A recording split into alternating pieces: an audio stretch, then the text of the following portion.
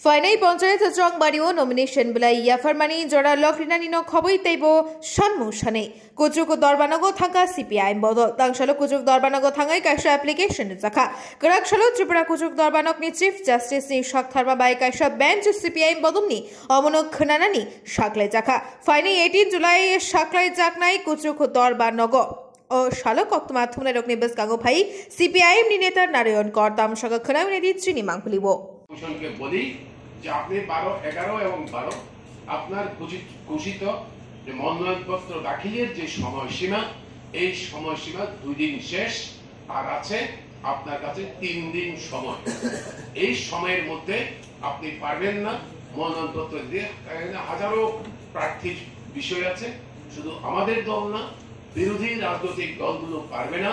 এরকম অবস্থায় মনোনয়নপত্র দেওয়ার সময় বৃদ্ধি করুন এবং এভাবে আগের দাবিগুলোকে আমরা ইনসিস্ট করেছি, বলেছি একটাও আপনি রূপায়ণ করেননি, এগুলো আপনি রূপায়ণ করুন।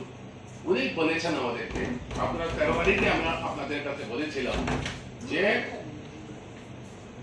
আমাদের কথা শুনেছেন, রাজ্য নির্বাচন আধিকারিক আমাদের কথা শুনে বলেছেন আমি পুলিশের সঙ্গে মিটিং করব, মিটিং করে আমি এই বিষয়গুলো নেওয়ার চেষ্টা করব। আমরা শান্তিপূর্ণ, অবাধ, সুষ্ঠু নির্বাচনের পক্ষপাতী, আমি পুলিশের সঙ্গে যথাযথভাবে এই ব্যবস্থাগুলো নেওয়ার জন্য বলবো। ওনার এই 13 তারিখের বলার পরে আমরা 14 তারিখ ডাইরেক্টর জেনারেল অফ পুলিশের সঙ্গে দেখা করি সন্ধ্যার সময়।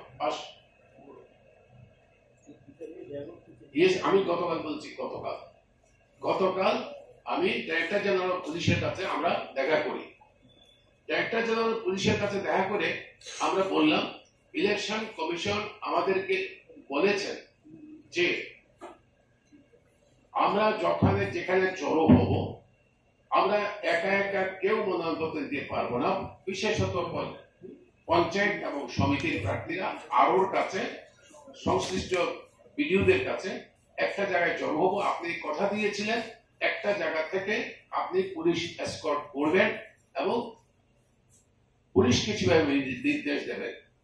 ডিজিকে বলেছি, উনি বলেছেন না আমার কাছে এরকম কোনো নির্দেশ আসেনি। কমিশন আমাদেরকে বলেছে আমরা পাঠিয়েছি, আর ডিজি বলেছেন আমাদের কাছে এমন কোনো নির্দেশ নেই। উনি ডিজি যা বলেছেন আমরা কালকে বলেছি হতাশাজনক। উনি কোনো ব্যবস্থায় প্রকৃতপক্ষে নিতে রাজি না। এর আগের ঘটনাগুলো ওনাকে বলা হয়েছে, আবারও একই ঘটনাগুলোর পুনরাবৃত্তি ঘটছে। উনি এসকর্ট করতেও রাজি না, ওনার কাছে কোনো লিখিত নির্দেশ নাকি নেই। তাহলে পরে রাজনৈতিক দলের প্রতিদ্বন্দ্বী, সম্ভাব্য প্রতিদ্বন্দ্বী প্রার্থীরা যদি সরকারের কাছে, পুলিশের কাছে, প্রশাসনের কাছে দাবি করে ওদের নিরাপত্তাটা কোথায়?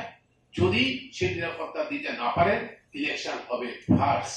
এটা শুধুমাত্র ত্রিপুরার একটা ত্রিস্তরীয় সংস্থার পঞ্চায়েতের বিষয় নয়, বিষয়টা হচ্ছে আমাদের রাজ্যের, আমাদের দেশের সংবিধানকে রক্ষা করা, ত্রিপুরাজ্যের মানুষের গণতান্ত্রিক অধিকারকে রক্ষা করা, ভোটারদের ভোট দান এবং ভোটে অংশগ্রহণ, এই অংশগ্রহণ নিশ্চিত করা।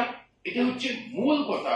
শুধুমাত্র আমাদের সিকিউরিটির ব্যাপার, সিপিআইএম নেতৃত্ব তারা সিকিউরিটি চায় না, আমাদের সিকিউরিটি জনগণ। কিন্তু যারা নির্বাচনে প্রতিদ্বন্দ্বিতা করবেন তারা যেন নিরাপদে দিতে পারেন এবং জমা দিতে পারেন এবং পুলিশ পাহারায় তাদেরকে তাদের গন্তব্যস্থল যেখানে ওখানে পৌঁছে দেন এবং বিডিও অফিসটা ফাঁকা করে দিন আপনারা, যারা মনোনয়ন দিতে পারে। কিন্তু উনি কোনো কিছুই পারবেন না প্রায়, এভাবে বললেন। তার মানে হচ্ছে নির্বাচন হবে সম্পূর্ণ ফার্স।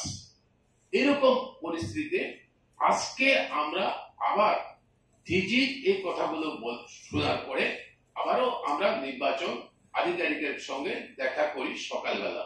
আমরা এই 4 জন দেখা করে ওনার দৃষ্টিতে নিই। আপনি আমাদের বলেছিলেন এই ব্যবস্থা করবেন, ডিজি বলেছেন এই ব্যবস্থা কোনোটাই আমাকে লিখেনি, আর উনি তখন আমাদেরকে জানিয়েছেন আমি সবগুলোই জানিয়েছি। এবং এই প্রস্তাব ডিজিপি সাহেবের প্রস্তাব যে আমি জনে সিকিউরিটি দিতে পারবো না, ওরা এক জায়গায় যদি সমাবেত হয় তাহলে পরে আমরা ওদেরকে এসকর্ট করে বিডিও অফিসে এনে দেব এবং আমার ফেরত যাওয়ার সময় আমরা ফেরত পাঠাবো।